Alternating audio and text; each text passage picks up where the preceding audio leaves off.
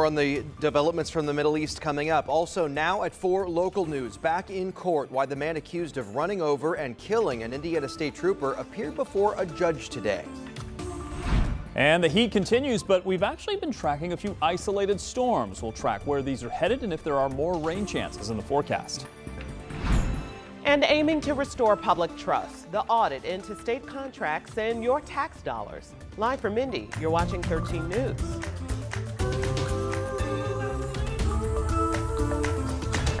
Good afternoon on what is it, Friday? It's Friday. You can officially say it. Okay, just making sure. Glad we made it to the end of the week. Friday, September 3rd. Thanks for joining us. I'm Dustin Grove. October 3rd.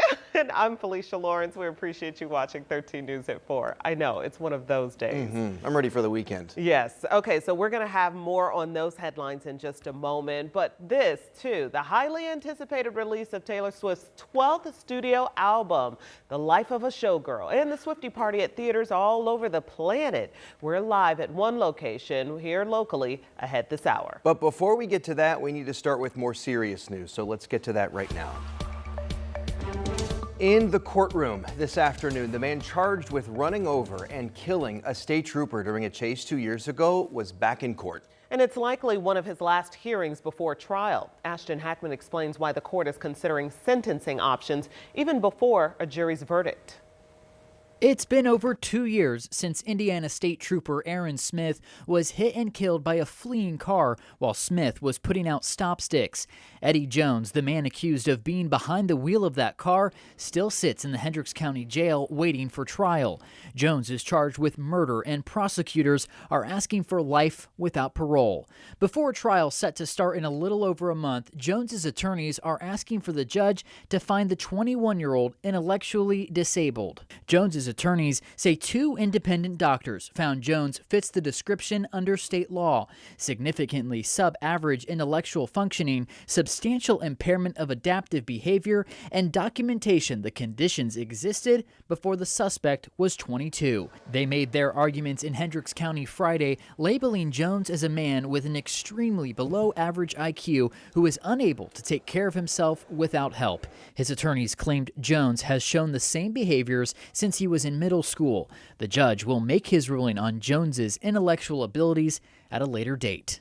A jury trial in the case is scheduled for next month. In Hendricks County, Ashton Hackman, 13 News.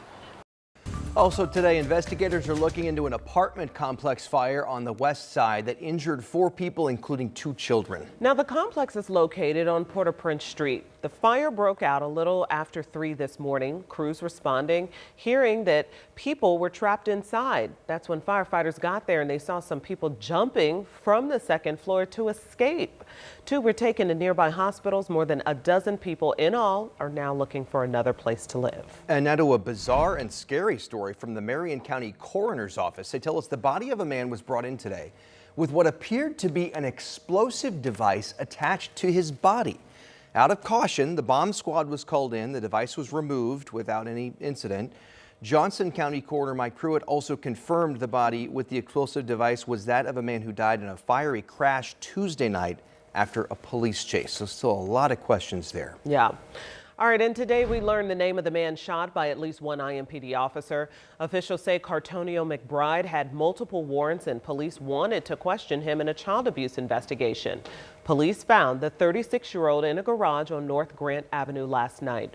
Officers say he initially complied with commands to surrender, but at some point reached for his waist and started to run. One officer deployed a taser, another fired his gun, hitting McBride. And once on the ground, officers say McBride reached for his waist again, and that's when 2 other officers fired their weapons. No weapon was found on or around McBride. Police say that McBride is in police custody at a local hospital. Big questions today about state contracts, taxpayer money, and who exactly got them. We are digging into the newly released audit of the Indiana Economic Development Corporation. So the state is already making some changes here. So to how the agency does business, Emily Longnecker joins us and she's been looking into this. And you've spent today reading through this report. There's a lot in it, 127 pages. A long report. And some of the findings in there definitely raise some red flags. First, it is important to note, and the governor Governor noted this last week. The audit did not find anything criminal about how the IEDC did business, but what it did find was a lack of oversight when it came to conflicts of interest and how the IEDC spent taxpayer dollars. Governor Braun ordered the audit this spring after he campaigned for more transparency for IEDC. The quasi-state agency was created to find and attract business to Indiana using both taxpayer dollars and private contributions from private donors. The audit looked at IEDC business from 2022 to 2024. There's a lot in there, but here are some of the key findings. Questions about the amounts, millions spent on international travel, including luxury hotels, first-class flights, and VIP airport experience, along with $86,000 spent on race tickets. The report also detailed a lack of oversight when it came to evaluating conflicts of interest of IEDC board members and employees who may have had connections to companies seeking contracts with the state. The report found employees and board members failed to disclose conflicts, file forms, or recuse themselves in dozens of cases. One of the most notable conflicts in the report, a former IEDC executive helped negotiate a contract with a company and then left the IEDC to become the CEO of that company, all without filing an ethics waiver. And it turns out most of his new salary came from the state-funded contract he helped negotiate. Governor Braun released a statement on the report's release, and that said, in part, the IEDC audit confirmed a need for increased transparency and accountability for how taxpayer money is spent. My focus is on solutions, and we are implementing new internal policies and controls to ensure full transparency in the use of taxpayer dollars. Now, some of those new policies are already happening. Coming up tonight at 6, I'll tell you what some of those changes are. And we'll also have reaction from Democrats who over the years have also called for transparency with the IEDC and what they're calling on the General Assembly to do now. Democrats did not hold back in their comments. No, not at all. No. Well, and transparency, of course, oversight, checks and balances are important in all political arenas. Yeah, Democrats want the General Assembly to investigate, to call some hearings and have some hearings on this. So they don't think the report is the end of it. All right, we'll look forward to your report coming up at 6. Okay. Thanks, Emily.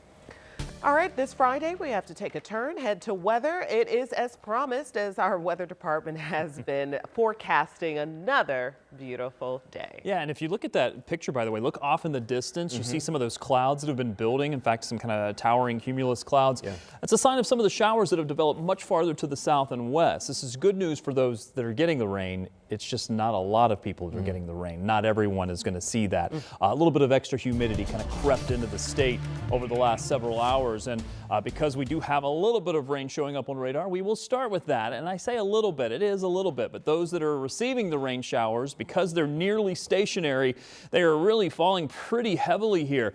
South and east of Martinsville. Martinsville was getting a pretty heavy downpour a little bit earlier. Still watching a few showers that have been developing here, maybe near Columbus and down to Seymour as well. There may be a couple of showers that pop up along Interstate 65. That's about it there. Meanwhile, a little farther to the north and west, we've had one cluster of showers that have popped up right along the Indiana-Illinois line. This is it, though. Outside of that, it's really still watching the temperatures as each day we've gotten into the 80s, and there have been a couple of locations that have gotten close to or surpassed 90 degrees. Terre Haute, I'm looking at you. Peru, same thing. We're also seeing the temperatures ease their way back down now that we've past the peak heating of the day. So for Friday football, most of those showers will wrap up as we lose a lot of that heating of the day. Temperatures will drop out of the 80s down into the 60s because of that little bit of extra humidity that we've been talking about. That's how we will start our Saturday. I'll have more on the weekend forecast coming up. In the meantime, on traffic, well, we're looking at things not so good on the east side, especially 465 southbound. We had an issue here earlier. I'll take you there. There was an accident on southbound lanes of 465. This is just north of Interstate 70, but the camera that was showing that back up a little bit earlier has really improved. So that has been cleared out of the way. There were a couple of lanes that were blocked on the southbound side. Now traffic is moving nice and smoothly. However, 65 southbound just south of the city is not moving smoothly because of the ongoing construction. This has been going on for months, but it looks like today especially we're seeing some backups here. Only 2 lanes southbound for Interstate 65 south of the south split. That is slow going. It's always slow going, but let's get to our weekend safely, folks. Take it easy out there on the roads. Okay, always a good reminder there. Thank you so much, Rob. And Friday means it's time for a high school football. You got it. Tonight, the Fighting Irish of Cathedral are heading to Greenwood to take on the Center Grove Trojans. So here are Dom and Eli with Operation Football's Game of the Week. Week 7 of Operation Football. This is still up for grabs. Carroll was fantastic this morning. Small school, but big spirit. Yeah, Eli awesome. Gain. It was a lot of fun. And you know what else is a lot of fun? 12 games we have for you tonight in store. What we got tonight? We're getting started off with Center Grove, where Cathedral going to be going into their number 2 team in the state in 6A is Center Grove, undefeated this year. Cathedral, rocky start to the season at 1-2, but a very tough first 3 games that they played. They reeled off 3 wins, and you have 2 Hall of Fame head coaches, Eric Moore, Bill Peebles, 7 combined state championships between the 2. Good when you get minds on that on the sidelines. Yeah, not only that, he's going to Decatur Central Greenwood as well. Right, yes. Tough to follow up that first game, though. That's quite the game of the week. But we'll try going to Brownsburg, top ranked. They are playing host to Zionsville. Outside of that, Carmel visiting Ben Davis. Interested in this one. Brownsburg and Carmel both wrecking everybody they played this season. We'll see if Ben Davis and Zionville can give them a run for their money. Outside of that, we have mathing right now. 8 more games outside of those 4 for you tonight, live in studio. We haven't had that many games in a while. We haven't, because we've had, some schedule changes going on. So we've been short-staffed. The Fever have done that. But now we're back. Full slate tonight. Yes. Looking forward to bringing you all the highlights. We're also going to be, again, at Center Grove, 5 and 6 o'clock with the students there, too. Looking to bring every opportunity to amp everyone up for Week 7 of Friday Night Football, Operation Football. For Dominic Miranda, I'm Eli Gain. We'll see you soon. All righty, fellas, thank you. And it is sentencing day for Diddy, the prison time he's facing after already spending more than a year behind bars.